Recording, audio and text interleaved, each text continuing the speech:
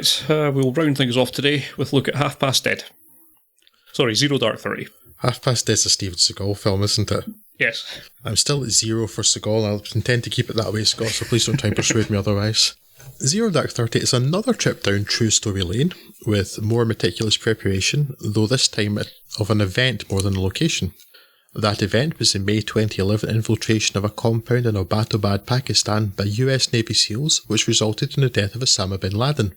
Interestingly, the planned film was actually intended to be about the fruitless, years-long search for bin Laden, but when the news of the death was released, Bigelow and writer Mark Boal effectively tore up the film and scrambled to put together this story instead.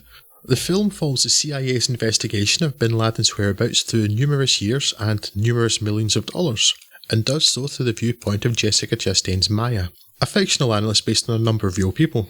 Things begin after some genuine audio of 9/11 victims in 2003 at a CIA black site where a terrorist suspect is being tortured by Jason Clarke's Dan, as Maya silently observes. The suspect's pleas to her for leniency, because she's a woman, are soon shown to be misdirected, and, while perhaps not deserving of the killer description she's been given by her superiors in Washington, Maya is quickly seen to be hard, driven and determined, outlasting Dan as he eventually wearies of the role and returns to Washington. She is single-minded in her pursuit of bin Laden, to the likely exclusion of all else in her life, and she weathers attempts in her life, the death of a colleague and friend, if she has such things as friends, shifting political climates and lack of faith in her leads, until the point that her years of frustratingly barren work suddenly bear fruit and she pinpoints the location of a high-value target, possibly bin Laden himself.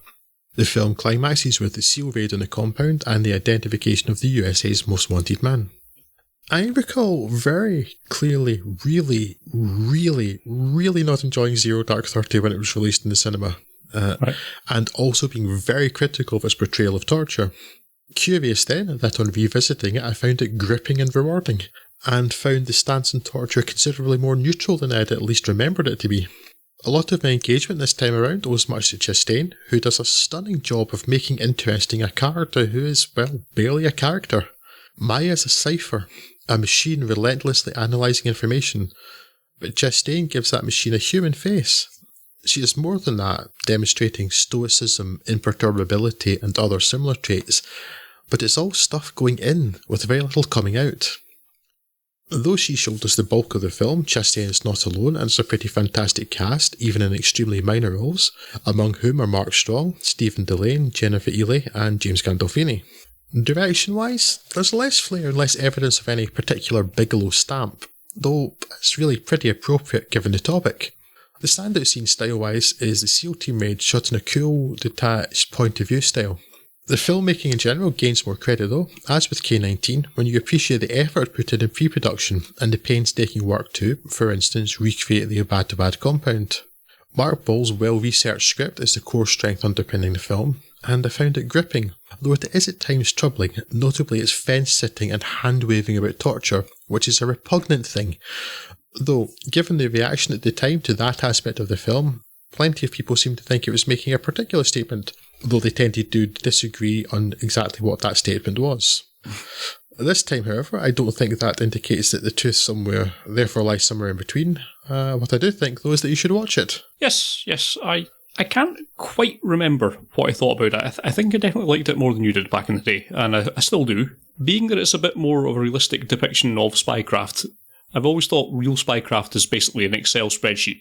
I get the impression it's certainly nothing like as trendy as Bond would have you believe. It's a lot of data analysis, and this, to a degree, is focused on that kind of more aspect of the spycraft, and somehow it manages to pull out still being a fairly entertaining film and riveting watch, despite arguably the individual scenes, when it's not dealing with something as emotive as the 9/11 events itself or the torture scenes. A lot of the rest of the office work's pretty bland, but it still manages to kind of pull that through, I think, in part because Jessica Chastain is quite captivating as a character to pull you through on it. So it all works very well. Not sure if I enjoyed it more or less the second time through. Probably just as much. I don't think it gained anything from a rewatch if you did enjoy it back in the day, I don't necessarily think I got anything more out of it this time round. I always thought it was fairly neutral to negative on, or at least factual about the torture stuff. It mostly shows that it doesn't work, which seems to be the general opinion of the actuality of it. You can't really get reliable information out of it, and that seemed to be more or less what it was showing here. But maybe I'm bringing my own lens to that particular aspect of it. But yeah, the rest of it all works very well. Another deserved success for Bigelow. So yes, very good film. Yes, nothing else in particular to add that you've not already said. That wouldn't just be repeating what you're saying. Yeah, it was really quite good, and I heartily enjoyed it. I'm just quite surprised at quite how much of a swing there was in my appreciation of it this time, because I went back and looked at what I'd rated it, and I had 1 star out of 5. I like this. Seems time. Harsh. This is a clear 4. What was I doing? Yes, because I was kind of. Well, not dreading, but I wasn't particularly looking forward to watch this. I thought, but I need to watch for this podcast, okay? And I do remember just being so bored by it. But this time I watched it, I was riveted. Mm-hmm. So I'm not sure if I was in the wrong mood the last time, or sort of, because my appreciation for that sort of film has always been there. So it's not that, cause there are elements of that investigative stuff that I love. Yeah. So what's changed? I don't know. But I'm kind of glad it is, because it's better to enjoy films than not enjoy them. Yes, so that's good. I liked it this time, so that is better.